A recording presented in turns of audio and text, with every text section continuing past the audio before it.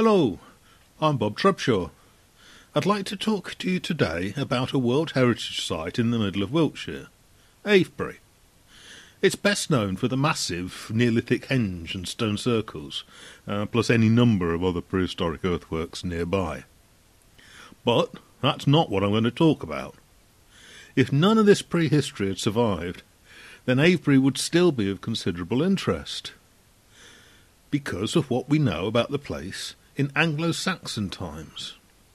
There's 2 settlement sites, a hill which was once a pagan shrine, a tribal meeting place and a prominent burial place, an early church which evolved into the parish church, leaving quite a lot of traces of Anglo-Saxon architecture, and they're all located at the frontier of westward Anglo-Saxon settlement, and also at the frontier of the north-south divide between Wessex and Mercia. Let's start here. The main visitor car park at Avebury. Around the 6th century, it was an early Anglo-Saxon village. Rather handily, it's at the side of the Winterbourne. Now, not a lot of this settlement has survived, as the buildings were constructed of timber and thatch, nor was there much in the way of other finds. People then didn't have a lot of stuff, and what they did have was from wood or textiles, leather and horn, all of which rot away in the ground. It seems that, as with the rest of Anglo-Saxon England, people had forgotten how to make pottery. A couple of centuries before, during the later Roman period, a small town was a short distance downstream the Winterbourne, straddling the Roman road from London to Bath, which is now the A4. But that seems to have been abandoned sometime in the 5th century. Moving on a couple of centuries, and the Anglo-Saxons moved a short distance further upstream to where the modern village of Avebury is now located. Some evidence of houses were discovered when a new school was built in the 1970s. This Anglo-Saxon village was surrounded by an earth bank with a timber palisade on top. Why do we know that? Because the village is called Avebury. The Old English word for earthwork is bur. The dative singular is borry, which survives in a great many place names ending in borry. For instance, in Wiltshire there's the settlement names of Avebury itself, Alderbury, Amesbury, Hatesbury, Malmesbury, Ramsbury, Tisbury, Westbury and Yatesbury. And there's plenty more examples that are not in Wiltshire. In addition, there were Kingsburys. These weren't the names of settlements as such. They seem to have been the market squares of, shall we call it, royal administration centres. To this day, there are streets called Kingsbury in Carn, Marlborough and Wilton, and other Wiltshire towns such as Cricklade retain a similar street configuration, but those streets are no longer known as Kingsbury. Further west, in the Welsh Marches and into Wales itself, the same sort of enclosed settlements were being created. But of course the people who built them didn't speak Old English. They spoke Brythonic, call it Proto-Welsh if you like, and they called them llans. The eponymous earthworks of these burrs and llans would have served a number of purposes. They would keep out wolves and wild boar, and they would certainly deter human raiders trying to steal your cattle or just simply enslave you. Now, the line of the earthworks at Avebury can still be picked out. Part of it can be walked along. It's the footpath between the High Street and the main car park. A slight ridge at the edge of the cricket pitch alongside that footpath might just be the last surviving evidence of the burr, but it's never been excavated. These photographs are taken from the summit of the Neolithic Henge bank, and they show the rounded corner of the southeastern part of the burr earthworks. Now, you might be wondering if Avebury takes its name from these massive prehistoric banks and ditches instead of Anglo-Saxon defensive earthworks. But we can say no with some confidence. But that's because until at least the 13th century, the Neolithic ditch and bank had the separate name of wall ditch, which means what it sounds like, the wall ditch. And, well, as if to confirm that, one of the other mega henges in Wiltshire is still known as Durrington Walls.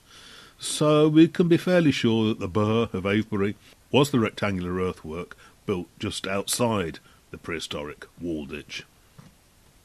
In the 8th century, this burh must have been a fairly substantial bank and ditch, made a rectangle with curved corners, enclosed several acres, with the newly founded minster, the precursor to the parish church, inside it. There's evidence of Christianity from the 8th century, and it's now part of the church. But it wasn't part of the 8th century church. It's this sort of fragment of an 8th century cross shaft, now incorporated into the nave wall. Originally this cross would have stood in the churchyard at a time when the church was most probably built only of timber and thatch. Also in the nave wall are coins erected as so-called long and short work. This style of masonry was only used by the Anglo-Saxons, so this particular part of the church was probably built in the late 10th century. It was probably the first stone-built church. There's likely to have been a succession of wooden ones erected every few generations before. There are also 3 fragments of 10th century decorative carving. They're now just incorporated into the inside of the porch. And when you go inside the nave, there's 3 round windows, and these go back before the Norman conquest too. However, much of the church was rebuilt in the 12th century, as this main entrance door confirms. And there's a second 12th century doorway, although blocked and badly chopped away when the south arcade was built. Interestingly, almost all the early churches in Wiltshire take their name from a person followed by the word burh.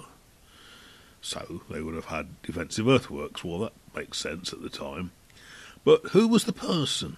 Presumably the founding abbot, who, after death, becomes something of a local saint. So Avebury might be Ava's burh. But if there was a St. Ava, more likely to have been spelt St. Afa at the time, then it's a woman's name. So, if this is a correct deduction, and the early forms of the name Avebury suggest otherwise, then Avebury, Afabar, would have been founded not by an abbot, but by an abbess, and she would have been head of a group of nuns. This is quite plausible, as Heytesbury Minster over near Warminster was named after a female founder, as were quite a few other early minsters elsewhere in England. However, these early spellings of the place name do suggest otherwise. Seemingly they were corruptions of Avon burh, which simply means river earthwork. But, well, in my opinion, river earthwork simply doesn't work as a proper name, as it's not distinctive enough. Most minsters were something followed by burh, but for practical reasons minsters needed to be near water, so a great many minsters would fit the description of Avon burh. Perhaps best just to leave the origins of Avebury's name as an open question. As a slight aside, while living in Avebury, next door to the church, I carved various walking sticks and staffs from wood blown down from trees growing in or near the Henge. I decided that there needed to be a staff for St. Afa. The church is on what is now High Street, but in Anglo-Saxon times it was the Hare Path, or Army Road. The Hare Path continues out along what is now Green Street, and on to the next settlement, Yatesbury. Overall, it seems to form something of a P shape. It would have been patrolled by the local Fyrd, a local defensive force somewhat more formidable than, say, a Dad's army. But why did such an army need to come to these, well, sleepy villages? Because, at the time, they were in the middle of nowhere, in what was almost no man's land. Until the late 9th century, Wiltshire was much smaller than it became later. Wiltshire and the Kingdom of Wessex came almost within sight of Avebury, but stopped to the south in the Vale of Pewsey. It was the Mercians who controlled the northern half of what is now Wiltshire, and the Mercians built the Wansdyke to deter raiders from Wessex. And the Wansdyke forms the skyline to the south of Avebury. So Avebury was one of the settlements in a, well, somewhat liminal zone near this boundary. Now the Wansdyke takes its name from Wodenstein and Woden's Gate, presumably a controlled access point where the road goes through the earthworks. These are both to the south of Avebury, and both take their name from an early Neolithic long barrow known to the Anglo-Saxons as Wodensbury. However, after the Christian conversion, it was christened Adam's Grave. In addition to this east-west boundary between Wessex and Mercia, Avebury was also on a north-south boundary that roughly follows the Ridgeway into Oxfordshire and continues south from Avebury to the Wansdyke. The meeting of the Ridgeway and the Wansdyke is known as Red Shore, and the Old English word shore means a boundary zone, as in the modern English word seashore. Red Shore was an Anglo-Saxon and later medieval administrative meeting place, or moot site, and as was often the case for such moot sites, there was a gallows there. Not coincidentally, Red Shore and the former gallows is on the part of the Wansdyke which is most visible for miles around. Red Shore is not the only shore on the Wansdyke. There was a small medieval village just called Shore in Woden's Dean, near to Adam's Grave. It's now completely deserted, but some distinctive humpy-bumpy earthworks survive, right up against the Wansdyke earthworks. The Ridgeway formed a boundary at the time when the Anglo-Saxons were migrating and, defeating the successors to the Romano-British. But the Anglo-Saxons stopped migrating more or less at Avebury, and that's just below the Ridgeway. We know that because the people living there before the Anglo-Saxons spoke Brittonic, and several place names to the immediate west of Avebury, such as Cheryl, Carn, and Chitto, derive from Brythonic, not Old English. We know that the Brythonic-speaking locals did not give in easily. The Anglo-Saxon chronicles, although largely written down in the 9th century, provide seemingly reliable evidence of the West Saxons, shall we say, invading North Wiltshire, North Somerset, and South Gloucestershire. No less than 6 battles are mentioned in 70 years. One's at Old Sarum, the precursor to Salisbury, one at Barbary Castle, a couple probably in Oxfordshire, another at Dereham in Gloucestershire, and the final one at what is now Adam's Grave, close to Avebury.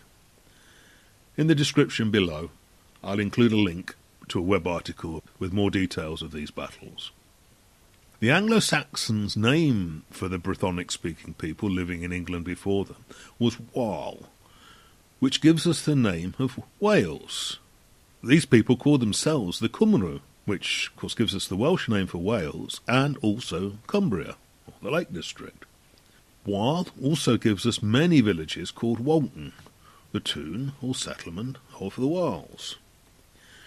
Old English Wal simultaneously meant Brythonic-speaking and slave, which, strongly suggests that the early Anglo-Saxon society was something like apartheid-era South Africa, with its segregated townships for the indigenous people. We know that the Anglo-Saxon tribe who first settled the Avebury area were known as the Canningas, the followers of a leader called Canna. The villages of Bishops Cannings and All Cannings were among their settlements. There was another tribe to the immediate southeast who would have been the Manningas. They give their name to the 3 Manningford settlements. In all probability, Canna and Manna were closely related, perhaps brothers. The ritual centre or cult centre for the Canningas was Waden Hill, which overlooks Avebury. Now, please forget all the misinformation that this is from Woden's Hill. It's not. The early forms show it was a Weohs, don meaning rounded hill, Weoh or we denoting a shrine or idol. Crop mark photographs show a number of burial mounds on the skyline visible from the first Anglo-Saxon village, the one under the car park. These burial mounds were ploughed out before being investigated by archaeologists, but they were most likely Bronze Age barrows reused by the Anglo-Saxons, or just maybe the Anglo-Saxons created them from scratch. Either way, there would have been some sort of wooden marker on top. These were known as either weohs or beacons. It's the origin of the modern word beacon, but originally just meant marker. And just to the south of Avebury is the village of East Kennet. This straddles the Ridgeway. It's now the main street. And indeed, until the 1974 boundary changes, houses on one side of the road were in a different parish to the ones on the opposite side. So this is why the parish church used to be known as West Kennet Church, rather than, as it is now, East Kennet Church. In a charter of 972 it is recorded as Kirkstead, or the church place, which implies that there had been a church but it was no longer standing. Now, to be honest, churches rarely get mentioned in charters. That's because charters describe boundaries, and very few churches are close to boundaries. They are more likely to be central to a unit of land. Indeed, I've not come across another charter mentioning a church. If you know of an example of a church mentioned on an Anglo-Saxon charter, then please email me. See the link below. But something decidedly awful happened in East Kennet in 1006. A large army of Vikings, led by Svein Forkbeard, were travelling south along the Ridgeway, heading towards the coast.